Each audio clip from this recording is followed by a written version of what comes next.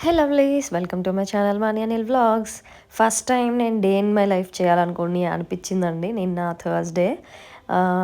ముందు రోజు నైటే మినప దోశ కోసం వన్ వన్ కప్ మినప గుళ్ళు వేసుకుంటే 3 కప్స్ బియ్యం, కొంచెం మేతి అదే మెంతులు, కొంచెం అటుకులు వేశాను. అండ్ మా ఇంట్లో దోసెస్ చాలా ఎక్కువ. మేము ఉండేది ముగ్గురమే కాబట్టి ఆ బౌల్ దోస పిండి మాకు ఆల్మోస్ట్ ఒక 4, 5 టైమ్స్ వస్తదనమాట. ఆ పిండితోనే చాలా టైప్స్ ఆఫ్ దోస ఏస్తాను. ఎగ్ దోస, మసాలా దోస, కారం, ఈ గీ కారప్పొడి దోస అన్నీ వేస్తా. ఇవాళైతే సింపుల్‌గా నార్మల్ దోస విత్ టమాటా, కొత్తిమీర, ఇంకా శనగపప్పు, ఎండుమిర్చి వేసి పచ్చడి చేశాను. చట్నీ అదే. అండ్ ఆ చట్నీ ఏంటంటే మాకు ఈవినింగ్ ఒక బర్త్‌డే పార్టీ ఉంది. ఈవినింగ్ మరి దోస ప్లాన్ లేదు కాబట్టి ఆ చట్నీయే లంచ్‌లో కూడా తినేస్తామన్నారు. నచ్చింది. నచ్చితే మాత్రం 2 సార్లైనా తింటారు. అట్లా అనమాట. అండ్ ఆఫ్టర్‌నూన్‌కి ఎలాగో ఆ పచ్చడి అదే చట్నీ ఉంది కదా అని ఇలాగా రా పపాయాతో ఒక రెసిపీ చేస్తున్నా అనమాట. రా పపాయ చాలా హెల్తీ. అది ఇది అని లేదు. అందులో చాలా కాల్షియం, మెగ్నీషియం చాలా అసలు దానికోసం గూగుల్ చేస్తే మీకు అర్థమవుతది చాలా హెల్తీ. అండ్ ఈ మధ్యన రీసెంట్‌గా కొంచెం హెల్త్ కాన్షియస్ అయిన తర్వాత ఇంకా రా పపాయ, ఇంకా ఈ ప్లాంటైన్ ఉంటది కదా! అరటికాయ, అరటికాయ ఇంకా వంకాయ కూడా సన్నంగా చక్రాల్లాగా కట్ చేసి ఈ రెసిపీ చేయొచ్చు. మా ఇంట్లో మా అత్తమ్మ రెసిపీ అనమాట ఇది. మా అత్తమ్మకి వాళ్ళ అత్తమ్మ రెసిపీ అనుకుంటా. ఆహ్, చాలా ఎక్కువ చేస్తాం మా ఇంట్లో. ఇలాగ రా పపాయ స్లైసెస్ లాగా సన్నంగా కట్ చేసుకొని బాయిల్ చేస్తాము సాల్ట్ ఏసిన వాటర్‌లో. అండ్ ఇది మామిడికాయ రసం. మామిడికాయలు వచ్చేస్తున్నాయిగా, మామిడికాయలేసి రసం పెడుతున్నా. ఎందుకంటే చింతపండు కూడా అవాయిడ్ చేసేస్తున్నాం. అండ్ ఆ పపాయ ఎలాగో బాయిల్ అవుతుంది కదా! ఈ లోపల దానికోసం ఒక 4 స్పూన్స్ బియ్యపిండి, సాల్ట్, కారం, మన ఇష్టం కార్న్‌ఫ్లోర్ ఒక స్పూన్ ఎయొచ్చు. అండ్ ఇంకా బియ్యపిండి కాకుండా శనగపిండి ఒక స్పూన్ ఎయొచ్చు.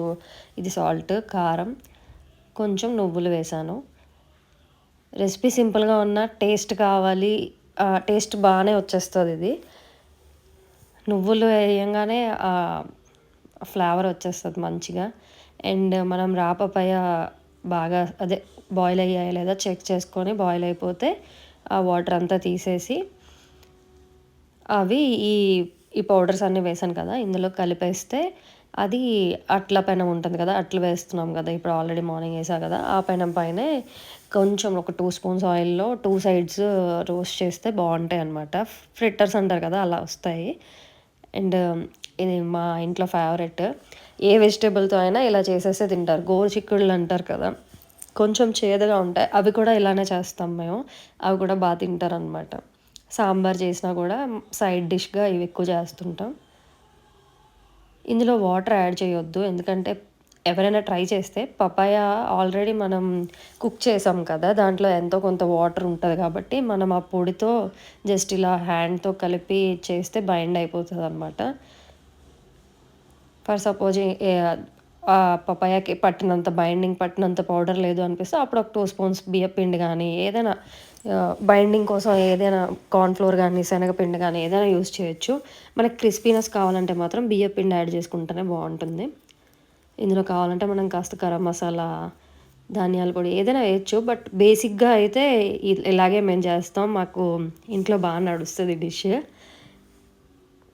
ఇట్లా 2 సైడ్స్ రోస్ట్ చేసుకున్నాక ఇట్లా వస్తాయి క్రిస్పీగా. చాలా బావుంటాయి. అండ్ ఈ యోధాకి అది ఒక్కొక్కసారి ఈ పపాయ అది తింటది. ఒక్కోసారి తినదనమాట. అందుకే తన కోసం లేడీ ఫింగర్ అదే బెండకాయ ఫ్రై చేస్తున్నా.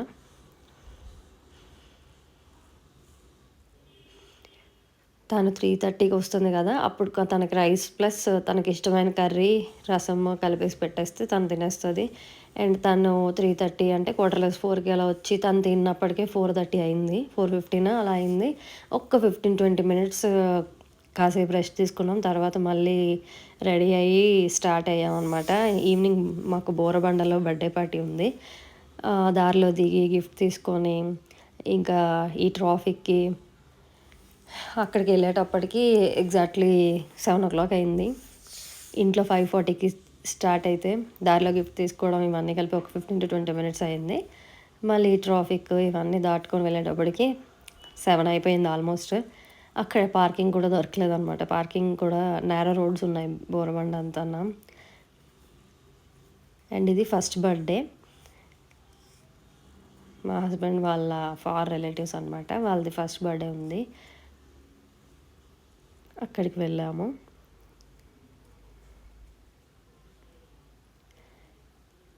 అండ్ ఆ కేక్ కటింగ్ అన్నీ 8 దాటాకే అయ్యాయి. సో డిన్నర్ అన్నీ అయ్యి అక్కడి నుంచి మేము స్టార్ట్ అయ్యేటప్పటికి 10 అయిపోయింది. ఇంటికి వచ్చేటప్పటికి 11 అయిపోయింది.